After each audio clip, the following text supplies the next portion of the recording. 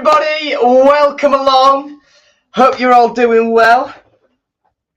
I'm still not over Friday. That was a ridiculous game, but there we are.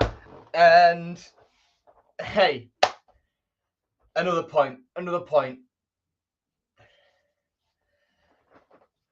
We're picking up points at least, which is good. And we are, as Rosinha says, 85% there most games. It's just that final 15%. It's usually that cutting edge that just lets us down. However, in the last game, the cutting edge was there. We were ruthless in front of goal. I mean, you know what? Arguably, Dimmy could have had one or two, but Aliyar, that's a great finish. Ozan, great penalty and great straight for the first. Slater, the footwork was it was simply lovely. And well, it was just on the defensive end that that let us down. The one game that the attack turns up, the defense just goes to sleep. But I'm not sure how many people will agree with me with what I'm saying here, but I think if Louis Coyle stays on, we win that game. I'm just putting it out there because for the second goal, is it third or fourth? Sorry, I'm not sure. Whichever one it was. But Alfie Jones gets really sucked in because he's used to thinking, right, I'm a centre-back. There's a full-back there who will cover anything that happens on my right. But he was the full-back. Typically, Louis Coyle would be in that position and would get a block in or intercept whatever's about to go on. And not having him fit, look, I'm not saying Louis Coyle's anything special. He's solid. That's I like Louis. I like him. He's a lovely bloke, and I get on quite well with him. But he's not Premier League material. I'm making no bones about. I'm not mincing my words there at all. But he's solid, and as a backup to Christie, he's exactly what we need. But the only problem is, now he's injured as well. Tom Nixon's out on loan. And, well, Louis Charlton was only initially on a 6-month deal. He's had that extended because he's impressed. But there's a lot of academy players out of contract this year. More or less all of them, in fact. Billy Chadwick, Louis Charlton, Vaughan, Kerville, Harry Fisk, Ollie Green, Sin Hall, Josh Hines, Will Jarvis, Jake Leake, Harry Lovick, Tom Macaulay, Tom Nixon, Dave Robson, Macca Snellgrove, Alfie Taylor, Harry Wallace, Harry Wood, plus all the scholarships ending as well. The only ones that are dead set stays, Matty Jacob, Callum Jones, they've just had their contracts renewed because they're right on the first team fringes. But the only guaranteed stays at the end of this season are Jake Leake, Harry Vaughan, and Jim Sims. So there might be quite a high turnover of player at the academy this summer. I know already what a couple of the lads' situation is. I'm not sure how much else I can't say anything else other than that. Let's have a look in chat then, shall we? Ozan, ice in the veins. Nothing better than ending my Easter break, getting back from Jamaica, then off to see the Tigers. Welcome back to what was meant to be a very nice day here in Hull, but it's very cloudy, quite windy, and a bit cold. I walked up from the gym and it was in just my t-shirt and tracky bottoms. Yeah, not good. Not good. Up the Tigers, Ollie. Thomas is going to Montego Bay on the 1st of May. Very nice. But also, we need to improve. We do need to improve. And there is room for improvement, definitely, Tom. But we're not far off. we're not far off of even Malik Wilkes. Hey, Sheffield Wednesday had a howler the other day. Brandon Fleming had a good game for Oxford. And yeah, Malik and Sheffield Wednesday are throwing away automatic promotion. And I adore to see it. Not because I have anything against Malik. I liked Malik. He said to me he watches these previews and matchday vlogs 2 weeks after I said 2 weeks after I said he's been completely utter shit this season. I don't understand how he still plays 90 minutes every week. So that's brave. It was brave of him to do that. But after that, I gained a bit more respect for Malik. But it's nothing against him. It's just Sheffield Wednesday. Wow, it's funny. We need better than Coyle as a first choice yet, and we do have that in Christie. But Louis, he's been a brilliant captain. Rosini's made that very clear. So look, I think he's capable backup. Bet Coyle ends up playing tomorrow. You see, Louis been struggling with that injury for a while, and he's been playing through it since he came off against Burnley. So I'm not sure particularly. I'm not sure exactly what will happen. Be it Jones at right back. I think based on what happened the other day, though, I think that would be a stupid move because Alfie Jones's game just went to absolute shit as soon as he moved to right back. Xavi can play there. Cal Elder. Yeah. I think it'll be one of Simons or Elder because Simons has played there before, like England youth level and for Chelsea. But Elder's a fullback, and whether he's on his wrong side or not, it's worth putting a fullback there. If it were up to me, I'd recall Tom Nixon from Boston and put him straight in. But I don't think that'll happen. Will says we should sign Reece Nelson. I think that's quite unrealistic, that one, pal. But I think of Ebue doesn't seem up for it, in my opinion. I'm warming to Malcolm. He's getting there. He's shown flashes of what he can do. Against Reading, I thought it was brilliant and really unfortunate that we didn't win that game. Yeah. I think if we get Malcolm back in the summer, I won't be disappointed because I think we haven't seen the best of him yet. If we get him back on loan in the summer, he won't come permanently. There's no way Crystal Palace rate him too highly. But it wouldn't surprise me if Rosenior pushes to get him back.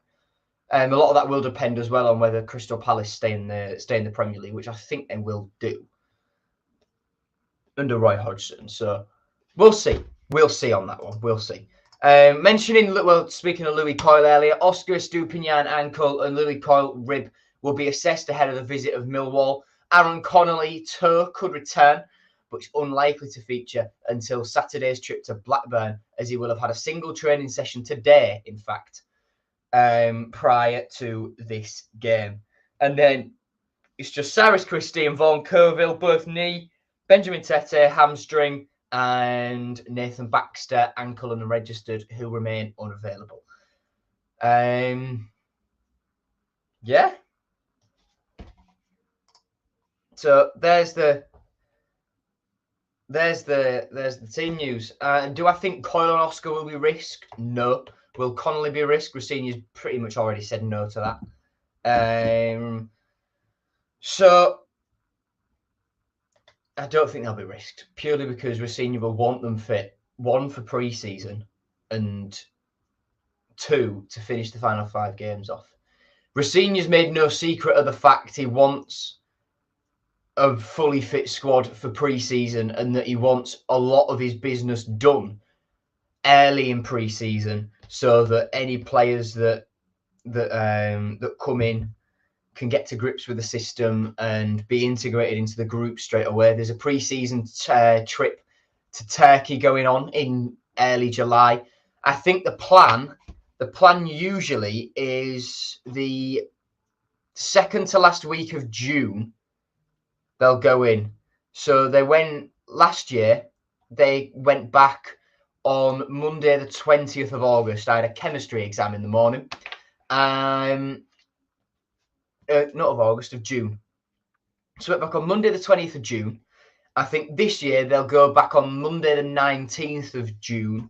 They'll be at Cottingham for a week, and for pretty much 2 weeks, up to Friday the 30th. And then I think after that they'll go to Turkey. I think that will be the plan. Joe, do you think the Clark pen was a pen or not? I don't think so. It was minimal contact, and Clark made it look worse than it was. It was minimal contact, but there was still some contact there. And it's borderline, isn't it? It's borderline because there is clear contact from Jones, but Clark makes so much more out of it than it actually was. So, I'm obviously going to be biased here and say no, but it's borderline, and the ref gave Sunderland a lot during that game. He gave Sunderland a hell of a lot. But Slater's penalty was a stonewaller. Slater's pen was a stonewaller. There's no debate about that. Let's move on to Ref Watch. I've got to get a move on here because I've got to get ready to go out in a minute. So the referee is Josh Smith. I believe he also refereed our game against Millwall last year. Let me check this because I had the Millwall programme out from last year. Fairly well, like an hour ago, to see who they had for shared shirts, to see if it was anyone noteworthy. It was Josh Smith.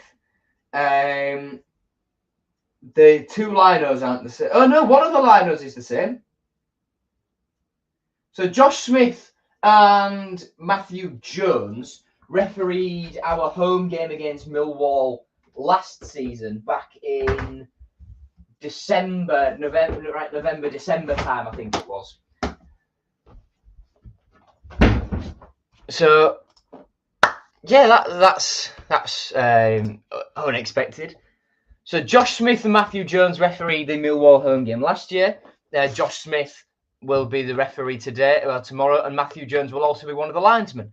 The other linesman will be Andrew Ayler, and the fourth official will be Darren Handley. Let's move on to stats, looking at the Sunderland game, and even possession expected. Sunderland probably had more of it in the second half. We probably edged it in the first, so that about balances out. We created stuff. This is good. 7 shots on target out of 9. That's good. Sunderland did have a lot more shots though. And that's just because they countered us so well whenever we surrendered possession higher up the pitch. 16 fouls though. Aliyah did a nice cynical one on Jack Clark. I'll rate that from him. And we got beaten on passes. That's a hell of a surprise. That is one hell of a surprise there. Let's move on then. I don't know why I keep going dark. There we go. Just stay at that light, please. It's because this glare from my back window is so intense. So let's move on to head to head. I need to get my notes out for this. So for Millwall, George Long, former Tiger. We won't look at him in shared shirts because I operate on a policy of solely ex-players, so I don't have to update the graphic every time we play them. So I could have picked Ryan Woods, I could have picked George Long, could have picked George Honeyman for shared shirts today, but all of them are actively playing for either team. So I decided not to do that because I'm lazy. George Long had to wait a while to dethrone Bartosz Białkowski, but he got there in the end and he's now Millwall's bona fide number 1. At the back in their last game, it was on Friday against Luton, where Millwall and Luton taking points off each other allowed Burnley to get promoted if they got a result, which they did. So it was Danny McNamara at right back, Sean Hutchinson, Jake Cooper, 2 centre halves. Then it was Murray Wallace at left back. 2 holding mids were Ryan Leonard and George Saville, with Zian Fleming slightly further up. On the wings, they had Ollie Burke and Andreas Vogelsama, and Tom Bradshaw led the line. George Honeyman was benched for this game. And if we look at Millwall's form, they've been very, very good this season, getting themselves up into the playoffs, and we will look at them first and look at the league table in a moment. 1, 2, 3, 4, 5. So they are unbeaten in 4 out of their last 5, losing to Huddersfield, but there's a surprise. So they beat Reading 1-0, beat Swansea 2-1, lost 1-0 to Huddersfield. So they're not, they're not unbeatable. They're not omnipotent. Then drew 0-0 with West Brom and drew 0-0 with Luton in their last 2 games. One more, Cities. I've unshared the screen, which is unfortunate. 4 draws out of 5, winless in 5, but that doesn't tell the whole story. 1-1 against Coventry and Reading, 0-0 against Rotherham, and 4-4 against Sunderland. Then the only loss in that came in a 3-1 defeat to Burnley. 1, 2, 3, 4, 5, 6, 7, 8, 9, 10. In 10 games, we have only won once, but again, that doesn't tell the whole story. There's a lot of draws in there, and we are getting closer, like I said, but we're just not there yet. We're not there yet. Let's have a look. Will says, if we can bring the same amount of great attacking quality we showed against Sunderland to this game and keep it tight at the back, I think we win this game 2-1. If we keep it tight at the back and bring the same attacking quality, we play any team in this league off the park, probably bar Burnley, Sheffield United and Middlesbrough. I've just dropped my card. Probably bar the top 3. But we've only had one of those things in each of the last 10 games. Against QPR and against Cardiff, we had both. Against Stoke, we defended really well, but didn't create anything.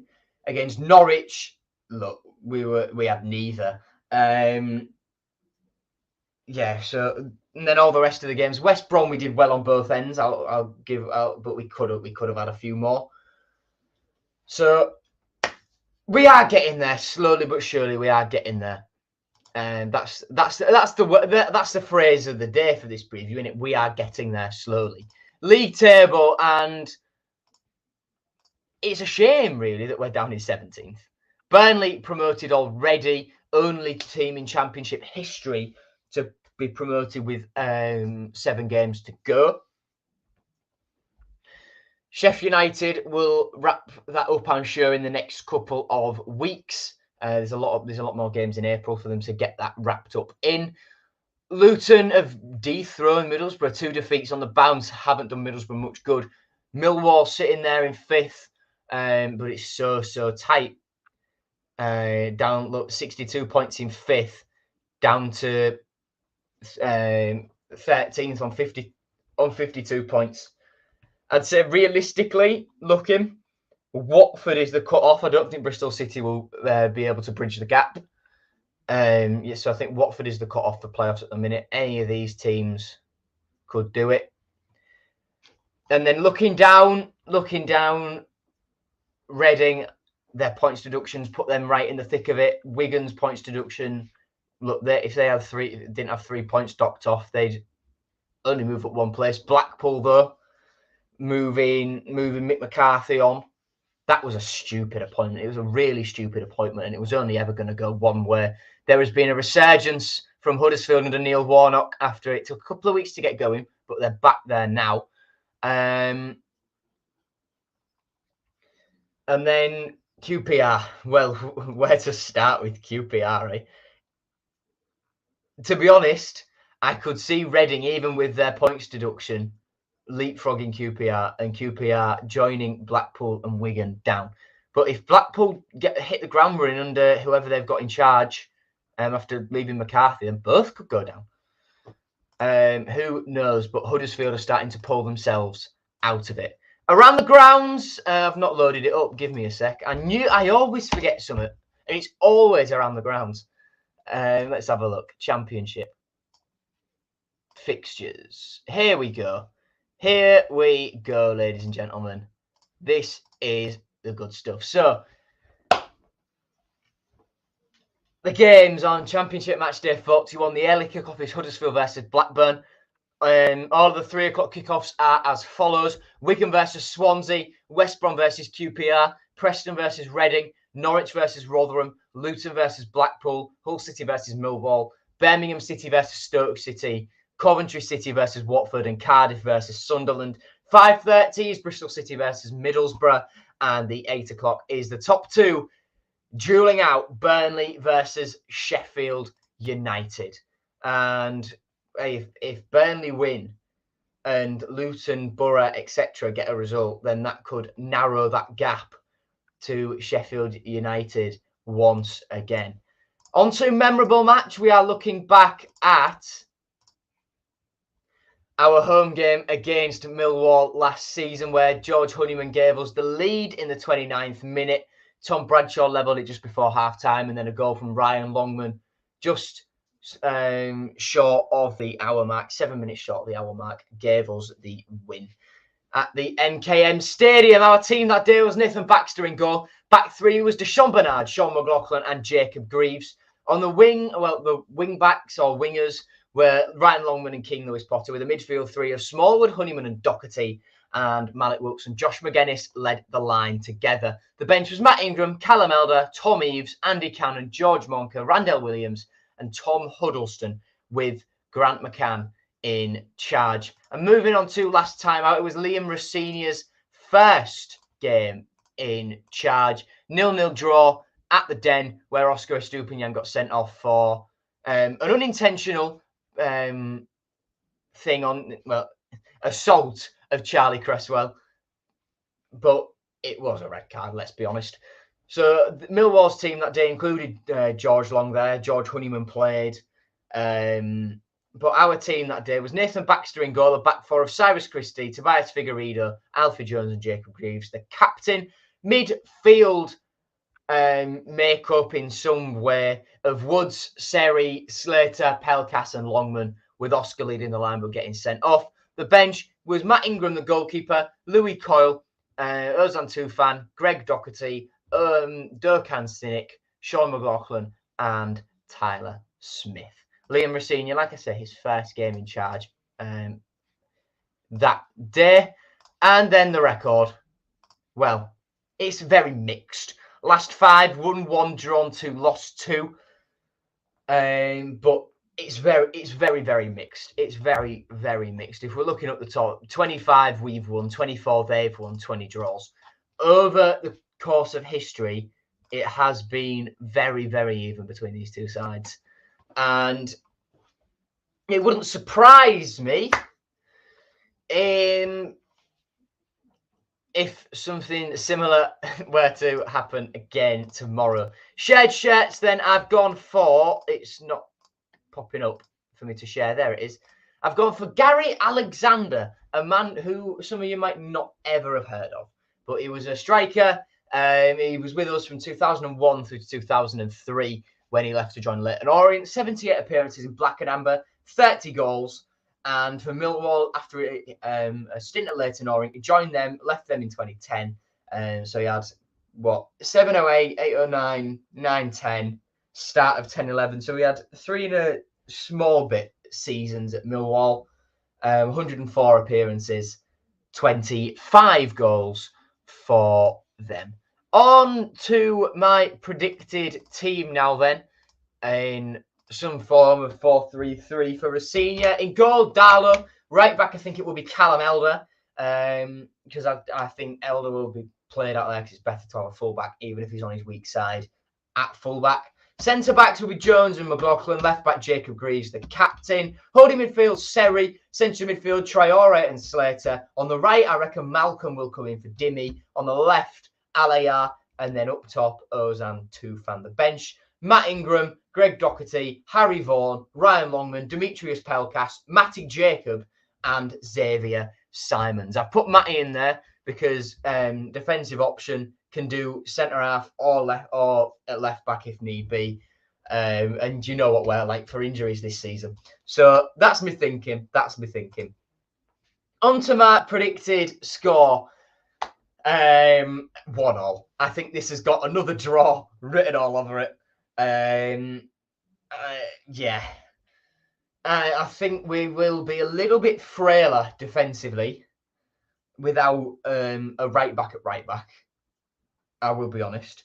And I don't think we'll be able to replicate the same attacking stuffs that we did against Sunderland. I think we will still get a goal, but I think we'll also leak one. So 1-1, I think. Thank you for watching, everyone. Take care, and I'll see you tomorrow for the Matchday vlog.